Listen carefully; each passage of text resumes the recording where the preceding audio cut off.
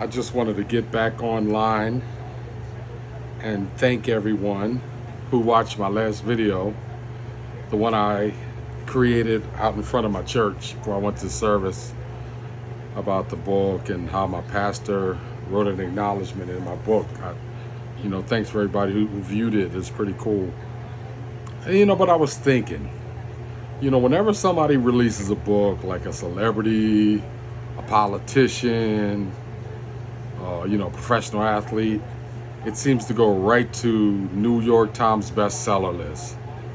So I was wondering, how's a guy like me get my book to be on the New York Times bestseller list? So I asked Siri. I said, Siri, how do you get to be on the New York Times bestseller list? And Siri said you have to sell 5,000 copies in a week. And I don't have that platform where my name goes out, my book really gets released, and that many people automatically see it. Of course, I'm not on TV. I'm not a professional athlete, but it would sure be cool if a regular schmegular guy like me wrote a book that made it to the New York Times bestseller list. Because when I talk to people who've read it, everybody loves it. Everybody loves my story. People say it's an easy read. You're able to sit down and not too long get through it. And, the storyline, it draws you in. So you don't necessarily want to put it down. I had one friend tell me that he doesn't always read books, but when he got my book and he started reading, he said he couldn't put it down. And he said he finished it in four days. He said, man, you got a great story. And I appreciate that. I'm not saying this to boast, but it's just my story. And when you go into the story of someone who used and abused crack cocaine for 18 years, and I tell a whole bunch of my experiences. I talk about, the ups, the downs, the losses, and I get honest about my story. So, it's only to help somebody. God gave me the title Crack and Back a long time ago. So I was just finally obedient and started writing it once the pandemic hit. And I got laid off from my job, so I had time. So from March 2020 when it started, and I got laid off, by December that same year, I was finally done. And the cool thing about it is, I guess what, like one friend told me, he said he got the book, of course, and his wife got a hold of it. And he said, man, it was 1 o'clock in the morning. And he's like, honey, would you come to bed? And she said, give me a minute, I'll be there. So finally she came to bed. And he said, what took you so long? What were you doing? He said, I just had to read one more chapter of this book. This guy's book is awesome. Did you read it yet? So that's the effect it has on folks, people who want to kind of hear the story of a guy who got entrenched in that life of drug addiction, but through a loving God was able to come through it, and able to tell his story. Because, of course, a lot of people who go down that road of drug addiction don't make it back. But thanks to God, I did make it back, and I was able to write this book. Because he told me, he gave me the title in '04. I want you to write this book. And when he gave me the title, my first thought was, I'm not an author. I don't write books. So that was just when I came to California for recovery.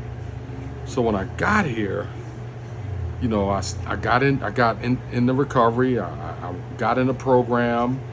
I went through the steps. I did everything you have to do to, stay clean. Because when I came to California, I came here not knowing anybody. I didn't have family or friends that lived here. So God knew what he was doing. He knew I had to be removed from the surroundings I'm familiar with and put somewhere where it was sink or swim.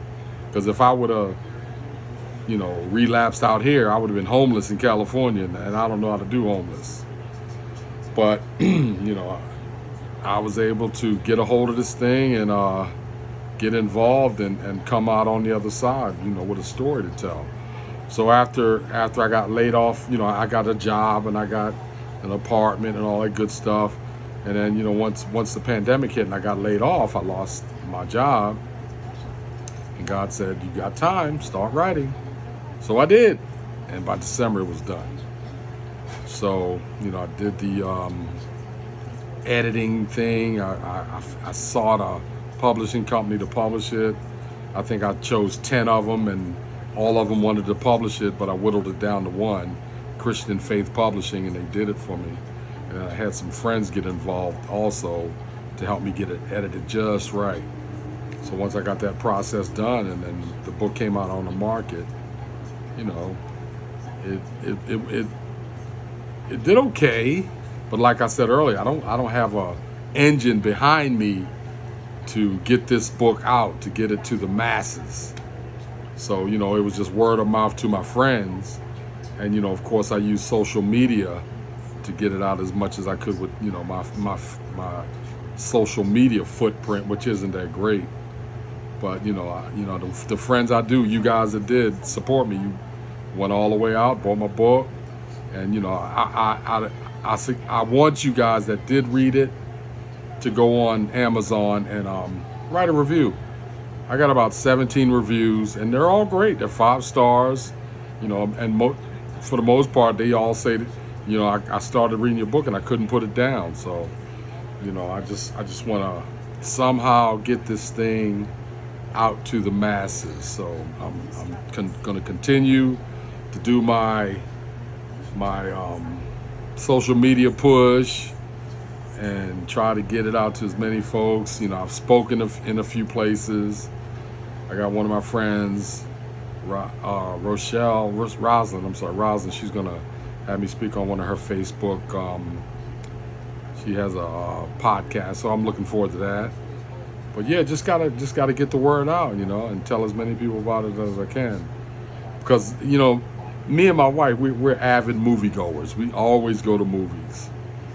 And I'm gonna tell you, when God gave me this title and said I was gonna write this book, of course I didn't believe it, because like I said earlier, I'm not an author. I don't write books. It's my first one. But he also said this book will be made into a movie. And when God says things like that to us, we can't really grasp it, and we're like, yeah, God, okay, it sounds good. But like I said earlier, I didn't think I was an author, and here's my first book. So I'm excited about what the future holds, because I got a good feeling this will be made into a movie. And like I said, me and my wife, we go to movies all the time. With the movie theaters and the recliners, and the movie that whole environment is so cool now that we try to see as many movies as we can. But lately, the movies, they not so good, not so great, and subject matter maybe, but not really. I guess maybe because of the strike, now that the strike's over, maybe they'll start putting out the good movies that we're used to. Because even the Marvel movie didn't do so well, and they always are successful. But when this gets made into a movie, it's going to be a blast, because it's funny. It's got some heartfelt, sad parts in it. But, I know it will make a great movie. So if you're out there and you're a producer and you're connected to that industry, this is going to be a big money maker one day. I know it's going to happen. It's just, in God's time. But yeah, I just wanted to get on here and say, hey guys, once again, thank you for supporting me. I'm hoping, I don't know how to make a video go viral, but that would be sweet if it did. But I just want to let you know to, get my book, read it, tell someone about it. Amazon, Barnes & Noble. You can download it on iTunes. Let's see what happens. Let's see if we can make a regular schmegular guy like me, Mark, have a New York Times bestseller. That would be nice. So once again, thank you, and thank you for your support, and get my book. Tell somebody about it. Cracking Back. It's a great read. Doesn't take long. You can get right through it. Most people can't put it down. So, like I said, people have read it in pretty quickly. It's not that thick, 250 pages. So it's a good book, good size. But the thing is, the storyline and the stories I tell make you want to read the next one, because I don't want to spoil the book, but I talk about when my car was down and the brakes were shot, and I'm leaving Aberdeen to go to Baltimore to get high, and I'm riding down I-95, and people are pulling up beside me going 60 miles an hour, pointing down at my front wheels because sparks are shooting out of the wheel wells. And what do? I just tap the brakes to release the calipers from riding steel against steel, and then the sparks stop, and they go, I give it a thumbs up, and they go, yeah, it stopped. But yeah, I'm riding down the highway with no brakes. And that's just one of many stories. So like I said, get you a copy. Thanks for supporting me. And let's take this thing to the New York Times bestseller list. See ya.